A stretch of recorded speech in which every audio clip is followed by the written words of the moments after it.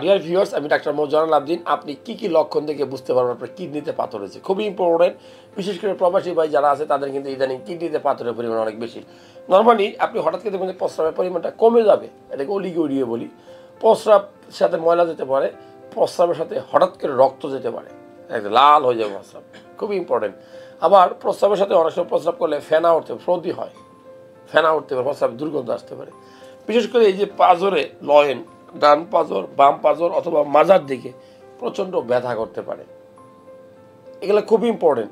যদি দেখেন যে প্রস্রাব করার সময় কিটকিট করে কামড় দেয়, প্রস্রাবের কালার চেঞ্জ হয়, প্রস্রাবের সাথে সাথে সাথে ময়লা যায় এবং অনেক সময় গুঁড়া গুঁড়া পাথর প্রস্রাবের সাথে বের হয়ে যায়, এরকম কন্ডিশন দেখলে আপনি অবশ্যই বুঝবেন যে আপনার কিডনিতে কি পাথর হয়েছে। এখন কি করবেন? আপনি অবশ্যই একজন ডাক্তারের পরামর্শ নেবেন। ডাক্তারের পরামর্শ নিয়ে আপনি ইউবি আল্ট্রাসোনোগ্রাম করবেন, কিডনি, ইউরিনারি ব্লাডার, ইউরেটার এগুলো দেখবেন যে এখানে কোথাও স্টোন আটকা আছে কিনা।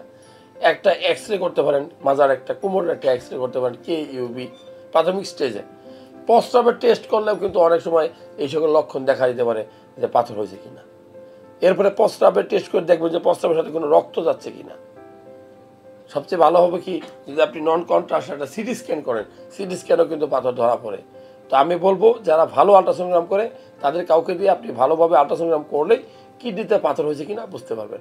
এখন যদি পাথর হয়ে যায় আপনি কী করবেন? মনে রাখবেন 8 মিলির নিচে হলে টেনশনের দরকার নেই, অপারেশনের দরকার নেই। 8 মিলি হলে বা 8 মিলির উপরে গেলে আপনার না কেটে মেশিনের সাহায্যে শব্দের মাধ্যমে ভেঙে প্রস্রাবের সাথে পাথর গুলিয়ে দেওয়া হয়।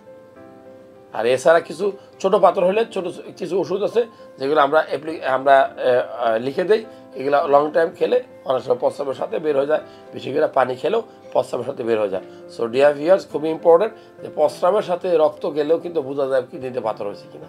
তো কিডনি রোগের পাথরের যে লক্ষণগুলো বললাম এগুলো খেয়াল রাখবেন। এই ধরনের 2-1টা লক্ষণ দেখা দিলেই আপনি কিডনি টেস্ট করবেন, আপনি আল্ট্রাসাউন্ড করে দেখবেন আপনার কিডনিতে পাথর আছে কিনা। আল্লাহ হাফিজ।